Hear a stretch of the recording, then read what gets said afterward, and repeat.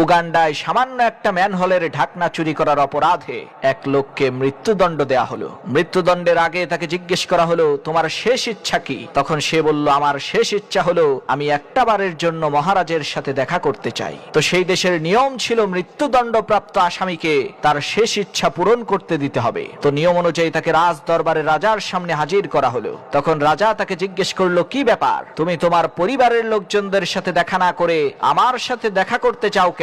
তখন সেই চোর বলে উঠল, মহারাজ, আমার কাছে এমন একটা মহামূল্যবান গাছের বীজ আছে, সেই বীজ থেকে একটা গাছ হবে, আর সেই গাছ একজন মানুষের সমস্ত ইচ্ছা পূরণ করতে পারবে।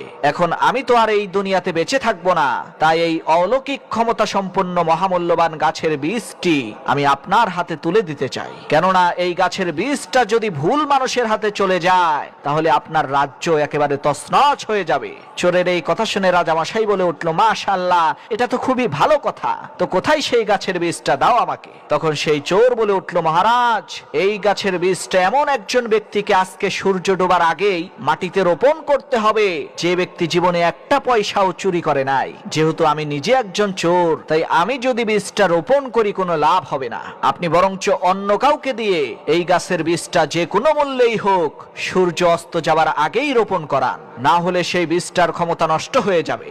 রাজামশাই যখন